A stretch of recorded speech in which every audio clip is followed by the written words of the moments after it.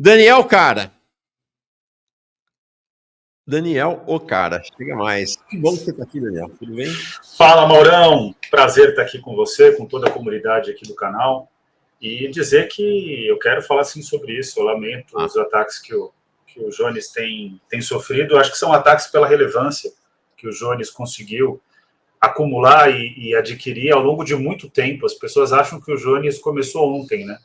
E o Jones começou há muito tempo essa militância. Fui para olha só como é a vida, né? Eu fui para um evento de comemoração de 80 anos do meu orientador, o Vitor Henrique Paro, e tinha vários militantes do antigo PCB, né? Porque antigo, considerando tudo que o PCB sofreu de mudanças, né? E o surgimento do PCBR. E as pessoas relatavam ali a importância da militância do Jones, a vontade que o Jones tem de construir a Revolução Brasileira, enfim. O Pedro Doria ele tem se notabilizado por ser a voz a favor do sistema financeiro, a favor da manutenção das elites, a favor de uma mudança e de um reformismo que sequer chega a ser um pouquinho progressista. Eu até divirjo do conceito que vem sendo falado de neoliberalismo progressista, porque de progressista ele não tem nada, é neoliberalismo mesmo. Então, é importante deixar as coisas claras, né? Eu prefiro até o conceito do Eleutério Prado, meu colega da Faculdade de Economia, Administração, Ciências Contábeis da USP, da FEA da USP, professor emérito, em que uma das vozes raras da FEA, inclusive, raras e consistentes da FEA, em que ele diz que o Brasil viveu sob o neoliberalismo comedido e agora é o neoliberalismo descomedido. E o governo Lula faz uma mixagem entre o neoliberalismo descomedido e o neoliberalismo comedido em 90% das suas políticas, né? Eu creio que nas relações internacionais ele é um pouco diferente, é um pouco mais estratégico, nem sempre acerta, né? Mas é um pouco mais estratégico. Então, na prática, o ataque ao Jones é porque ele representa uma voz que é contrária ao neoliberalismo de qualquer tipo. E o Pedro Doria é uma voz favorável ao neoliberalismo comedido e, em alguns momentos, descomedido. Qual é a diferença entre os dois? O comedido ele tem vergonha de se afirmar neoliberal. E o descomedido é essa defesa irracível, irresponsável do mercado, da manutenção do status quo. E o Pedro Doria representa isso. Com todo respeito ao Pedro Doria, ele pode pensar o que ele quiser, só que ele não tem direito de atacar o Jones da maneira como ele ataca, e isso se estende a todas as pessoas que você citou aqui. Eu considero hoje o Jones uma das pessoas mais importantes do debate público brasileiro. Em relação à juventude, eu considero, naquilo que é o meu programa, embora tenha uma divergência aqui e ali com o Jones, mas eu considero que ele é a voz mais relevante. Hoje é o único canal de esquerda que fala, de fato, com a juventude, é o canal do Jones Manuel. Os outros falam com outros públicos, e é essencial falar com todos os públicos, mas vocês estão de parabéns. E o Manhã Brasil hoje, no horário e no debate público com a juventude, eu falo em relação ao meu filho e falo em relação também aos meus alunos. É impressionante como todas as pessoas acompanham o programa. Então, esses ataques, na prática, são ataques que residem numa tentativa de desconstruir uma figura importante que tem que colocar o que pensa, que vai ter divergência. É muito ingênuo e imaturo achar que a divergência não vai existir. Ela existe e ela é positiva. E o Jones representa isso, representa uma voz forte, uma voz que é contrária ao sistema e que tem valor por si própria, né, por tudo aquilo que o Jones representa. Inclusive é atacado de maneira racista, o que revela também que esse neoliberalismo progressista, esse neoliberalismo que eu não considero que exista, inclusive, esse neoliberalismo comedido, ou neoliberalismo descomedido, tem muito medo de um jovem negro de Pernambuco que fala com a força e com a consistência do Jones. Porque podem dizer qualquer coisa do Jones, mas dizer que ele não é consistente é um absurdo. Outro dia, Mauro, para finalizar esse ponto, eu vi um vídeo do Paulo Gala, que é uma pessoa que eu respeito. Paulo Gala tem alguma resistência comigo que eu não sei de que ordem que ela é. Eu soube já da resistência que ele tem e também pouco me importa, mas eu continuo acompanhando o trabalho dele e respeito o trabalho dele. É uma pessoa, de fato, keynesiana, com com K maiúsculo. E o Paulo Galo, outro dia, ele estava fazendo um vídeo, eu vi ele fazendo um vídeo, enfim, acho que o vídeo, inclusive, é antigo, de respeito ao Jones, porque ele deve ter feito uma crítica e viu que a crítica dele não cabia. O Jones é um pensador. As pessoas precisam se acostumar com o fato, ainda que o fato seja dolorido para algumas pessoas, né? Então, eu quero dizer que eu sou completamente contrário, não me surpreende o Pedro Doria, eu lamento o Paulo Gala, que é uma pessoa que eu respeito, ainda que ele tenha resistência comigo. Respeito também outras pessoas que você citou, nem todas, né? Mas em relação ao Pedro Doria, eu quero só deixar um recado. O Jones é infinitamente mais importante para um processo de transformação do Brasil do que o Pedro Doria, mas é aquele infinito maior, né? O infinito não dos números naturais, mas dos números racionais, quer dizer, o Jones é em muitas camadas mais relevante do que o Pedro Doria. Sim. Não, Pedro Doria que acabou de voltar de uma excursão paga pelo regime nazi-sionista de Netanyahu para Israel para fazer propaganda deste regime. E topou, né? E topou. Né? Eu li aqui o trecho dele divulgando mentiras cabrosas como essa de que o Hamas teria botado um bebê dentro de um forno de micro-ondas e ligado o forno de micro-ondas e matado o bebê. Um negócio assim. É um nível realmente chocante. Não, e é um grau de jornalista. Não, e é um grau de conspiracionismo, né? Que é inacreditável. Aqueles que acham que são ocidentais, porque o Pedro Doria faz parte dessa estirpe, né? Ele é brasileiro e se acha ocidental. Eu tenho uma amiga, inclusive, que também se considera ocidental, e agora ela sofreu uma sanção absurda de entrada nos Estados Unidos a trabalho. Ela iria para uma atividade de trabalho. Essa questão do pensamento que se acha ocidental, que se acha devedor de uma tradição judaico-cristã, inclusive deve passar por um certo revisionismo, nesse caso positivo, histórico, né? Porque nós não somos ocidentais, o governo de Israel não representa, inclusive, a tradição do povo judeu. Nesse sentido, o Breno Altman faz um trabalho belíssimo, eu tenho o maior respeito pelo trabalho que o Breno faz nesse sentido. E de fato, eu lamento que o Pedro Doria... Outro dia eu encontrei com ele no aeroporto e ele... É engraçado, né? Ele fingiu que não viu, fugiu. Enfim, eu até nem ia cumprimentar ele também, porque eu não acho que merece essa deferência, né?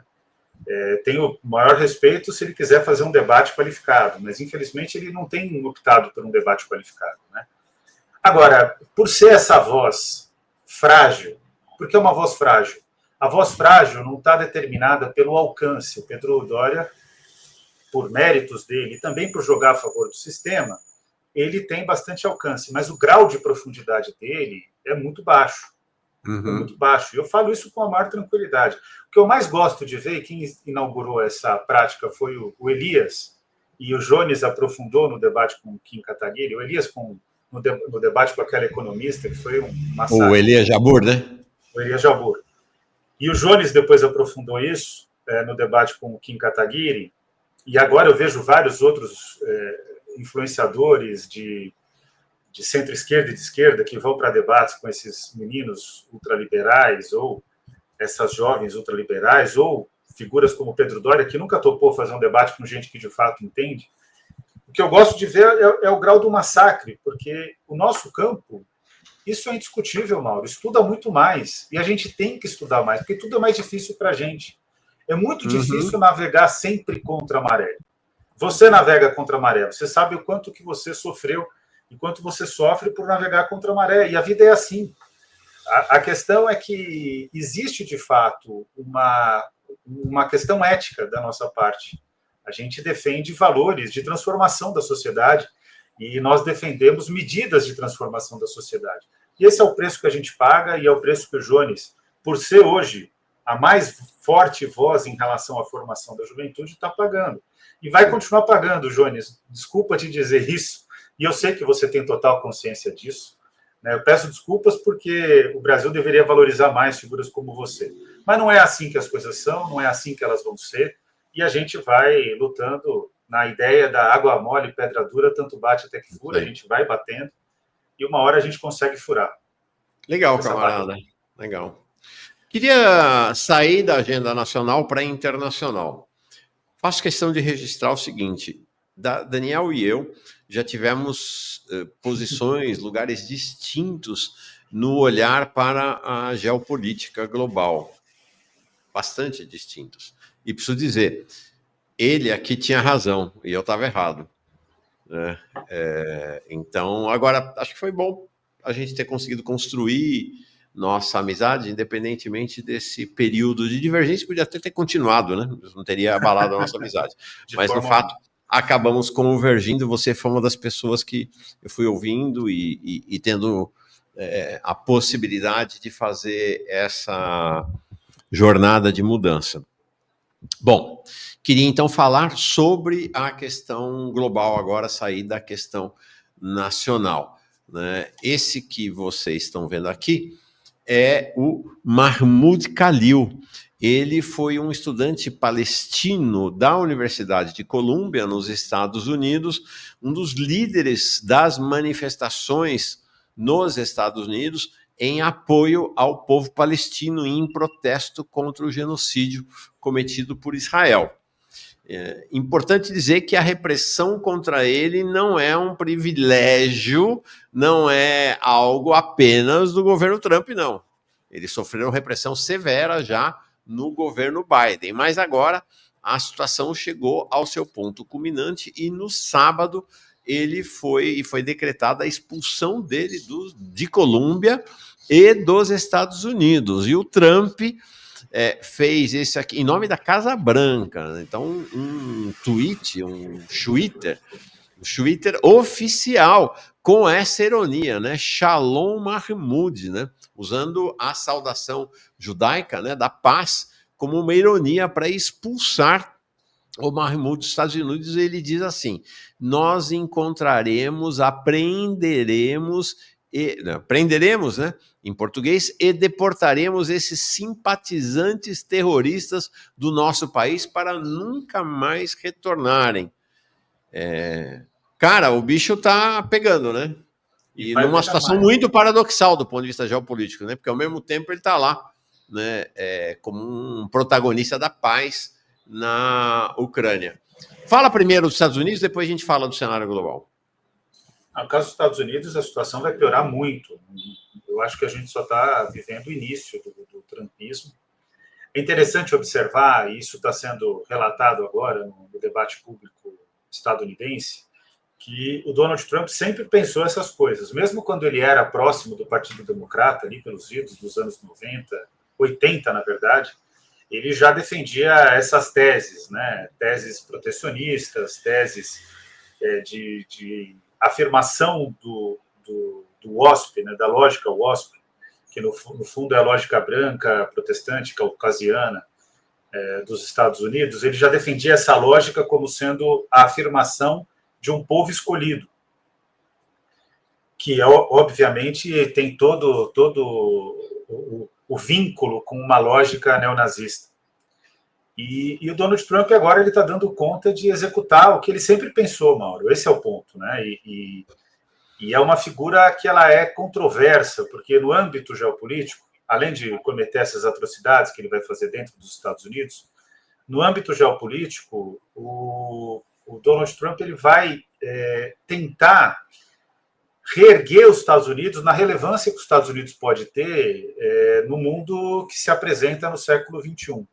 O século XXI, de fato, né, a gente vai entrar numa nova fase, de fato ele vai dizer a que veio, eu acredito que a partir de agora, né, com a inexorável ascensão da China no âmbito geopolítico, que eu já acho que já está em curso, com o reconhecimento do poderio militar da Rússia, que foi negado, né, desde a queda do Muro de Berlim, e agora fica cada vez mais evidente, né, fica evidente a partir da guerra na Ucrânia.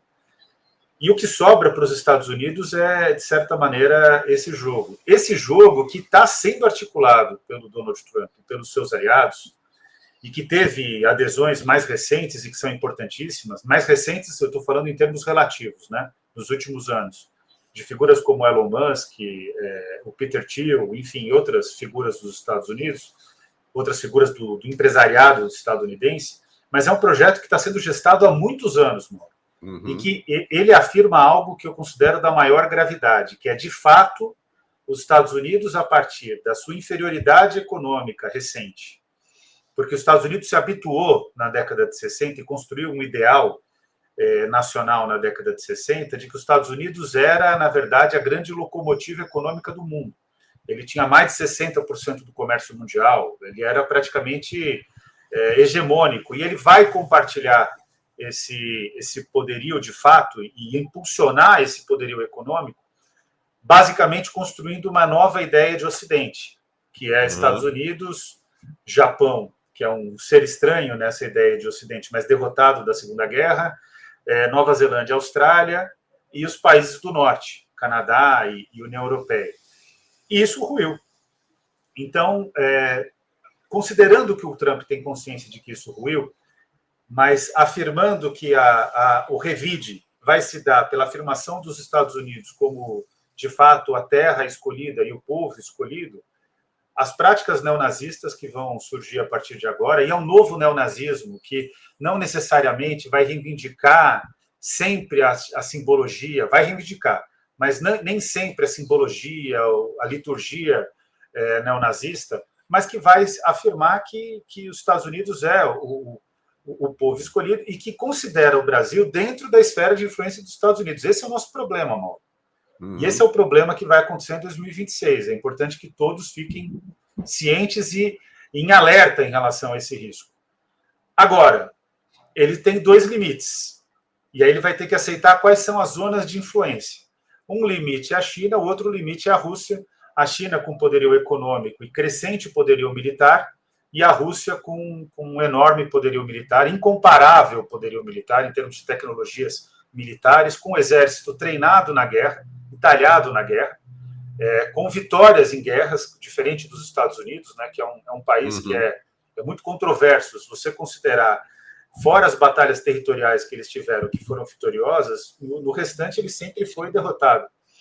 Na prática, né, falando friamente, vai ter um monte de ANCAPs e militantes do MBL e o professor Bock, etc., que vão dizer o contrário disso, mas é só olhar as evidências, Afeganistão, Iraque, principalmente Vietnã. Então, o cenário é um cenário de um novo mundo que se afirma, de um impasse nuclear, inclusive, de uma disputa ferrenha por recursos naturais e por protecionismo econômico. O protecionismo econômico vai ser uma regra frequente e o elemento desconstruidor do protecionismo econômico é a China, porque a China, para ela, não interessa o protecionismo econômico, porque ela tem superávites de balança comercial, pela relevância que ela adquiriu, financiada em parte pelos Estados Unidos, mas essencialmente estratégica no planejamento de Estado chinês, que é algo que vai ter que ser estudado por muitos anos, porque podem dizer qualquer coisa do Partido Comunista Chinês e falar à vontade, mas a capacidade de planejamento, de compreensão e de construção de uma nova forma, um novo modo de produção chinês é inegável, né? Eles, de fato, tiveram uma capacidade estratégica que é invejável. Eu lamento que o Brasil não tenha nunca nem passado perto disso, até porque a gente tem essa elite que tenta... a questão do Jones reflete isso, que tenta destituir a voz de uma pessoa que quer transformar o país, né? Então, é disso que se refere. Deixa eu registrar aqui o André Vinhal, DKK. Será? Acho que ele está na Dinamarca, se eu não estou enganado. Ele manda esse superchat aqui. Enquanto Pedro Doria mente, Israel parou de enviar energia para Gaza, que não conseguirá operar a usina dessalinizadora, deixando milhões de pessoas sem água. Isso depois de matar mais de 50... Não, esse governo nazi-sionista de Israel realmente é um negócio... tinha que ser riscado da face da terra. É impressionante. Assim como, né, o regime nazista foi riscado da face da terra. Mais ou menos, né? Os Estados Unidos acolheram vários dos líderes intelectuais nazistas lá. Verônica Nascimento, essa cara, gente branca dos ataques ad hominem ao Jones, está muito confortável com um governo que se propõe apenas a ser melhor que o anterior. Você trouxe uma questão, Daniel, que eu achei bem interessante. Tem uma passarada cantando aí, não tem, não? Tem. Aqui eu tenho uma árvore aqui do lado. Tô adorando. Tô adorando. Que é um pouco, que é essa convergência histórica que você vai ter com os sionistas, que vão tratar o povo judeu, a partir de uma ideia bíblica, como povo escolhido, e curioso, que os cristãos fundamentalistas compartilham dessa ideia, assentados, então, no texto bíblico, né, do povo de Israel, os hebreus, os judeus, como povo escolhido. Isso vai ter a sua expressão na Alemanha nazista, com a ideia da raça superior, e nos Estados Unidos, com a ideologia do destino manifesto, né, que vai aparecer lá no século XIX e que depois acabou caindo um pouco em desgraça, agora foi de novo ressuscitada pelo Trump. Não é à toa que o dinheiro dos Estados Unidos, que é o que importa, né, a terra, né, o dinheiro acima de tudo, né, tá lá escrito, né, Deus salve a América, né, essa ideia então povo escolhido, raça superior, destino manifesto. Interessante, né? E a gente vê a Alemanha agora numa jornada que precisa prestar atenção, né? Essa ideia da raça superior ali, a luta contra os migrantes, não é uma característica só alemã, mas ela carrega de novo esta ideia, né? Exato, né? E a profecia dos Estados Unidos é uma profecia praticamente da forma como eles constroem, né? Ela é falsa, mas ela é autocomprovável nos critérios que eles estabelecem, porque eles vão determinar isso. O Tocqueville, que você disse, Mauro, Tocqueville, quando escreve Democracia na América, se a gente puder sintetizar, ele vai dizer que nos Estados Unidos a ideia do interesse individual para os estadunidenses, ela alimenta o interesse coletivo, como se o interesse individual, por exemplo, do Elon Musk, para dar o exemplo atual, fosse uma expressão do interesse coletivo, o que é claramente um absurdo. O que o Elon Musk está fazendo, outro dia eu vi ele, aliás foi ontem, eu vi ele retweetando um post, e hoje se você entrar no X, você na prática só vê propaganda do Elon Musk, né? Mesmo não seguindo o Elon Musk, mesmo silenciando o Elon Musk, você continua vendo o Elon Musk, é o que eu fiz, silenciei, mas ainda continua aparecendo na minha timeline, no X.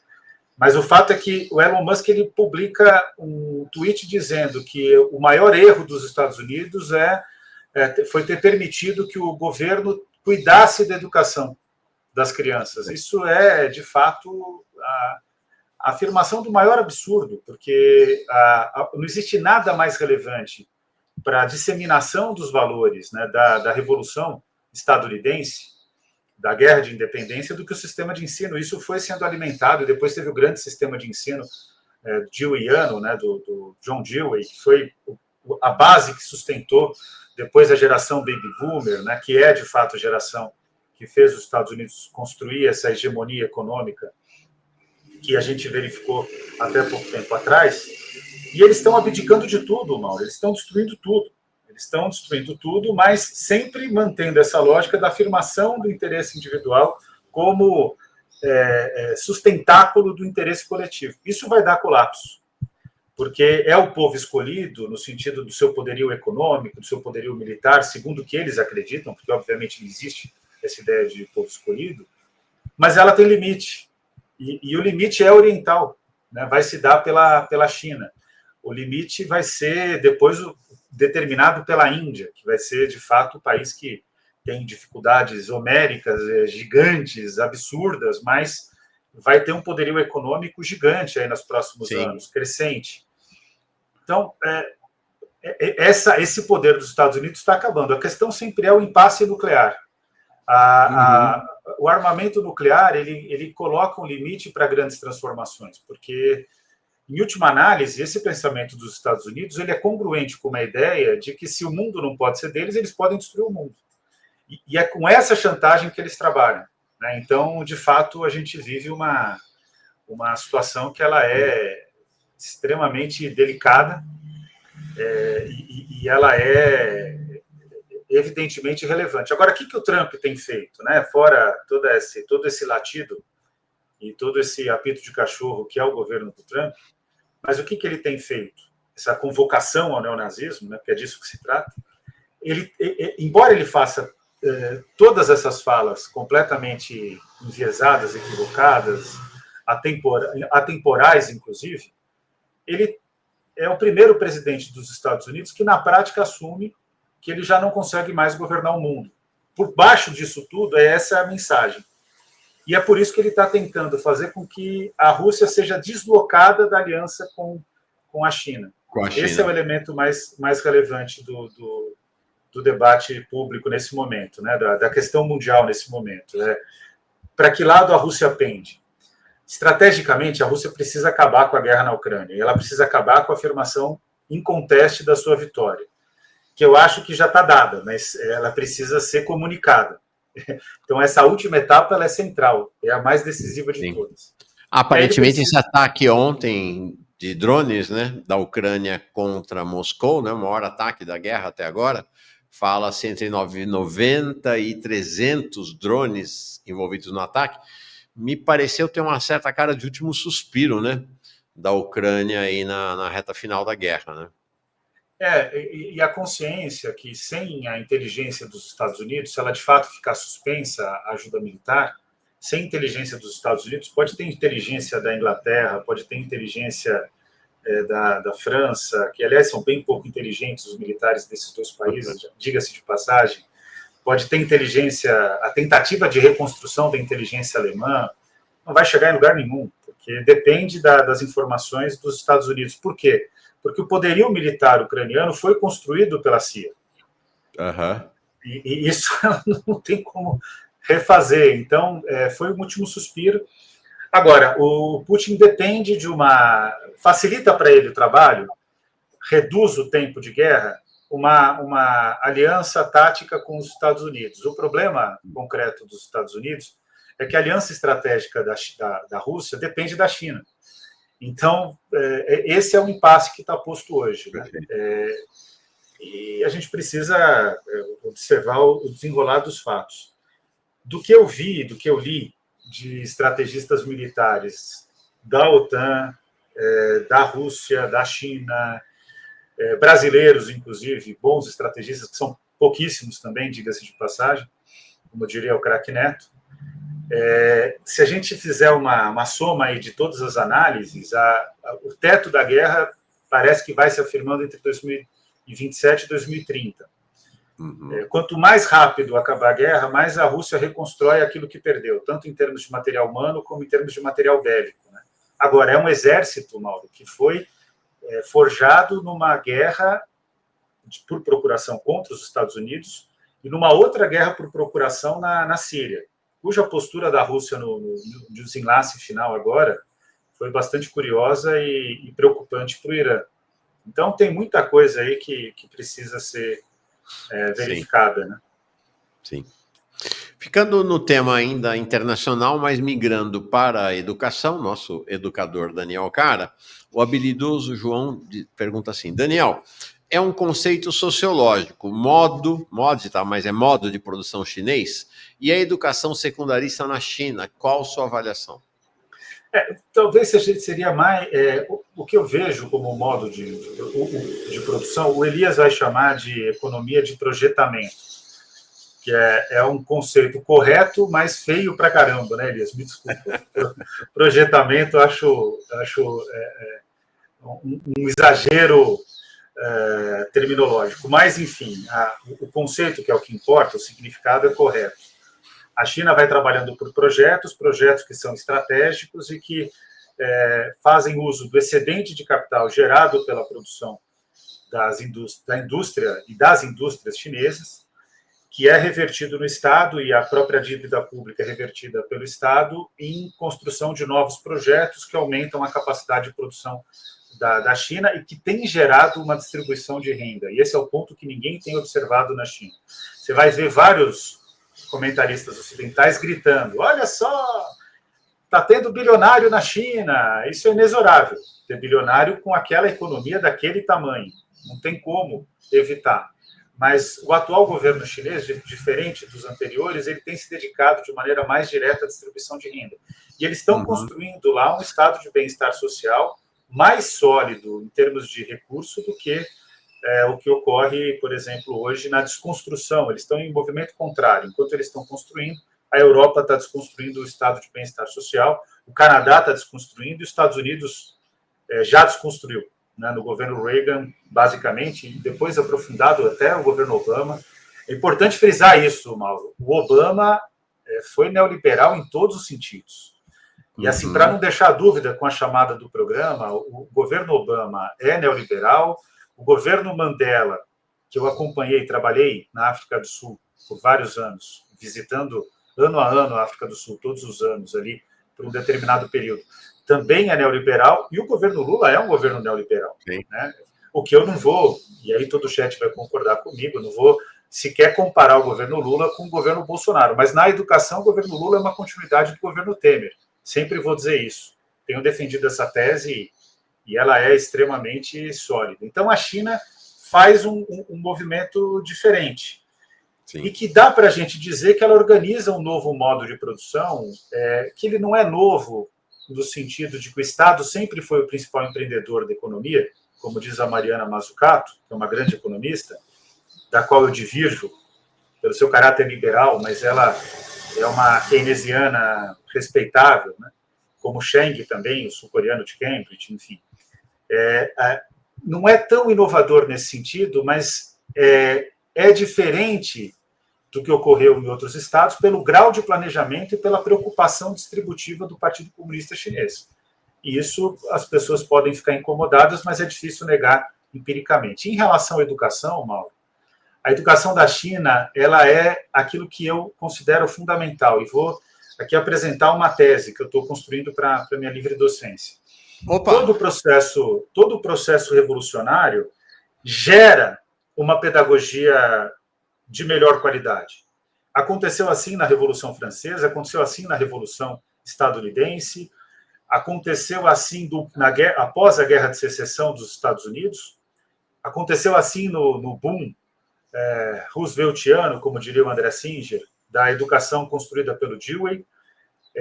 Então, revoluções e reformas nesse caso, mas aconteceu assim na melhor prática pedagógica, na minha opinião, do século XX, que é a pedagogia soviética. Isso, quando eu falo, gera angústia, mas quero dizer para os incautos e que desconhecem a boa pedagogia e o bom trabalho sobre desenvolvimento infantil, inclusive, que Harvard é a maior leitora, por exemplo, do Vygotsky.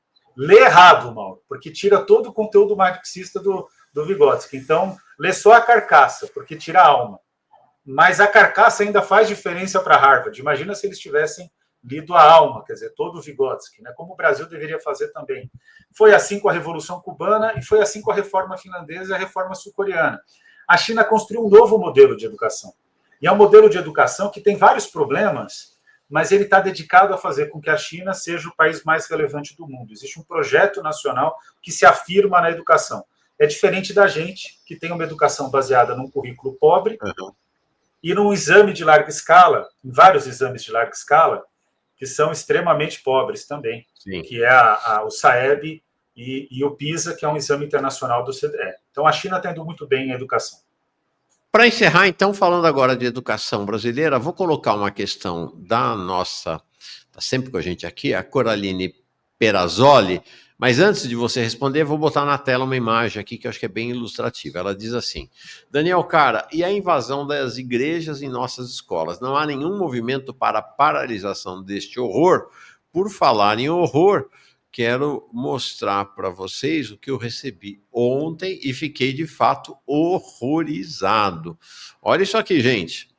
Estou pondo na tela. Universidade Estadual do Centro-Oeste. Tá aqui, ó.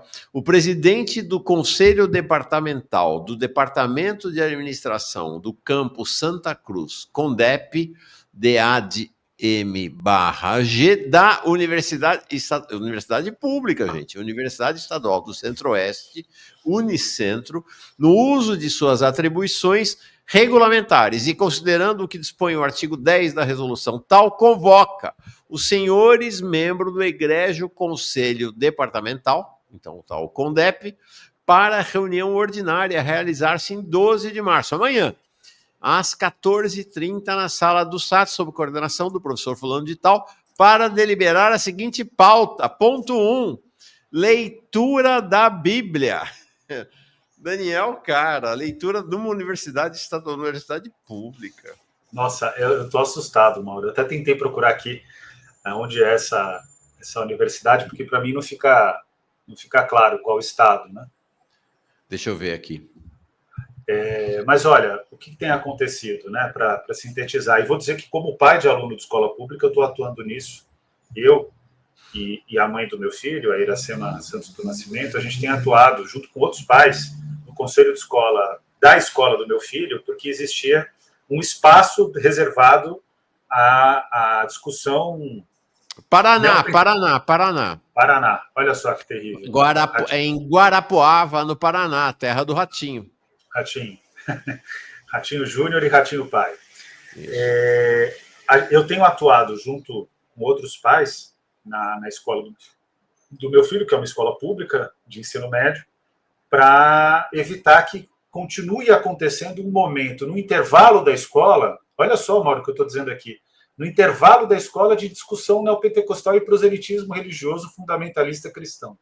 Eu publiquei um vídeo, você comentou até, agradeço o seu comentário sempre generoso do vídeo, nas redes sociais, uma entrevista de um podcast que eu dei, que o nosso campo, o campo da esquerda, tem medo de enfrentar o fundamentalismo cristão. O fundamentalismo cristão, que é hoje a maior força orgânica, conservadora e reacionária do Brasil. Quer dizer, tudo aquilo que a gente defende, que é a transformação da sociedade, ela está sendo impedida estrategicamente por esse fundamentalismo, que na prática, é importante frisar isso com letras garrafais, é uma forma de disputa de poder que facilita o trabalho tanto do mercado financeiro, como também do agronegócio, e que atua em favor das elites brasileiras.